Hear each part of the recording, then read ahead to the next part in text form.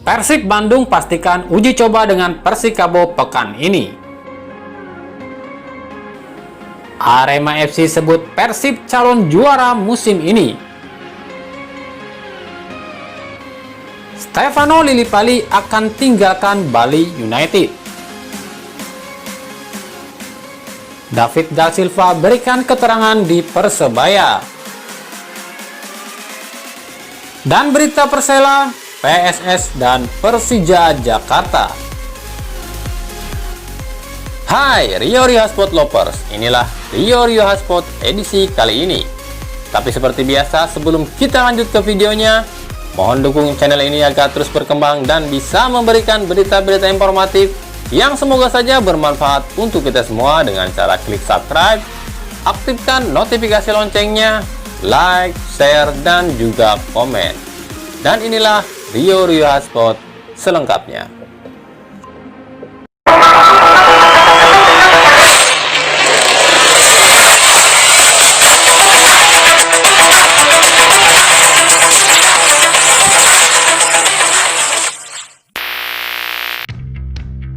Persib Bandung akhirnya akan menggelar laga uji coba pekan ini. Lawan uji coba Persib yang pertama adalah Tira Persikabo. Namun sejauh ini belum dipastikan kapan waktunya. Hal ini diutarakan pelatih fisik Persib Yaya Sunaria. Saat ini mengenai uji coba sudah pasti dengan Persikabo. Pekan ini kami akan uji coba. Soal hari apa saat ini masih didiskusikan antara tim Persib sama Persikabo. Ya kalau nggak Kamis, Sabtu mungkin, ujar Yaya Sunaria.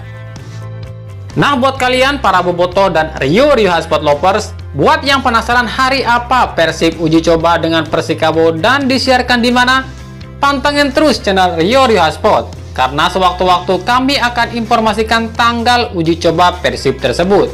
Maka dari itu, subscribe channel ini dan aktifkan tanda loncengnya.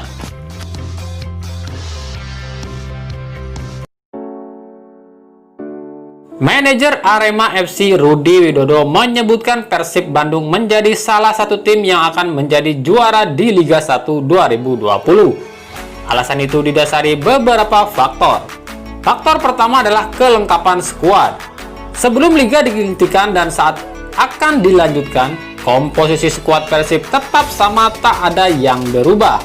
Dengan komposisi itu, telah terbukti Persib perkasa di awal Liga. Meski kami belum menakar kekuatan semua tim yang ada di kompetisi ini, dari 3 pertandingan yang sudah digelar itu, kami melihat Persib adalah yang paling berpeluang jadi juara, ujar Rudi Widodo. Mereka mampu mengalahkan kami di kandang kami. Jika kekuatan mereka pada lanjutan kompetisi ini masih utuh, mereka adalah salah satu tim yang layak diunggulkan, ujarnya lagi. Lebih lanjut, Rudi Widodo menyebutkan jika Persib musim ini tim yang komplit, mulai dari belakang hingga depan. Rudi lebih menyoroti peran dari Omid Nazari di Persib. Menurutnya, perekrutan Omid Nazari adalah hal yang tersukses yang dilakukan Persib. Menurut Rudi, Omid adalah salah satu playmaker terbaik saat ini di Liga Indonesia. Persib itu tim yang lengkap, mulai dari belakang hingga depan. Kiper mereka punya Teja. Kita tahulah kualitas Teja. Lalu belakang itu ada Nick yang menurut saya itu back tangguh udah kayak Ramos di Madrid. Dan yang paling sukses mungkin mereka rekrut Omid ya. Omid itu playmaker yang komplit. Dia bagus dalam bertahan, bagi bola, dan bagus dalam menyerang. Susah nyari playmaker kayak gitu. Mungkin kalau di Liga 2020 ini cuma ada 2 playmaker asing yang hebat, Omid sama Konate. Kalau pemain lokal itu Evan Dimas yang punya kualitas kayak gitu, ujar Rudi Widodo. Satu tim lagi yang menurut Rudi Widodo berpeluang menjadi juara musim ini, ialah Persipura Jayapura. Menurutnya Persipura bersama Jackson Tiago bisa mengulang kesuksesan mereka seperti beberapa musim yang lalu. Saya sangat respect dan mengagumi kultur sepak bola Persipura. Mereka itu ibarat Brazilnya Indonesia. Bisa jadi persiapan mereka paling akhir, tapi selama suasana mereka enjoy, saya pikir Persipura akan jadi tim menakutkan bagi siapapun, ujar Rudi Widodo. Rudi Widodo membeberkan alasan kenapa dua tim ini berpeluang menjadi juara. Menurutnya pasca pandemi banyak komposisi tim yang berubah akibat renegosiasi kontrak. Banyak tim yang kehilangan kekuatan. Ya, kita lihatlah sejauh ini, pasca dihentikannya banyak klub yang kehilangan kekuatan, dan Persib salah satu yang terlengkap. Jadi wajar jika Persiblah yang paling besar berpeluang jadi juara, ujar Rudi Widodo. Penyerang asing Persebaya asal Brazil David da Silva membeberkan alasannya belum tanda tangan kontrak di Persebaya. Banyak rumor yang beredar jika ia tidak setuju dengan pemotongan gaji di Liga 1 yang membuat ia enggan kembali ke Persebaya. Sampai saat ini direksi Persebaya hanya info ke saya tentang pengurangan kontrak dan belum lanjut negosiasi lain. Melalui agen saya mencoba bernegosiasi dengan Persebaya. Tapi karena klub belum resmi ikut kompetisi, maka saya disuruh tunggu. Saya nunggu keputusan klub untuk saya bisa diputuskan masa depan saya di Persebaya, ujar David da Silva. Lebih lanjut, David mengatakan, sejauh ini kesepakatan telah ditawarkan tanpa unilateralisme yang saya tidak setuju.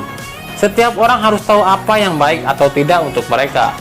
Saya selalu terbuka soal negosiasi dari awal hingga sekarang. Mereka tak bisa memaksakan keinginan mereka kepada saya. Semoga semua cepat berlalu, ujar David da Silva. Bali United terancam kehilangan salah satu pemain andalannya. Ia adalah pemain naturalisasi Stefano Lillipali. Diketahui kontrak Lillipali di Bali akan berakhir Desember ini, dan sejauh ini belum ada pembicaraan perihal perpanjangan kontrak. Lillipali didatangkan Bali United pada 2017 lalu dari klub Belanda. Selama 3 musim, Lillipali sangat berkontribusi pada Bali United. Terbukti ia mampu memberikan gelar pada Bali United di 2019.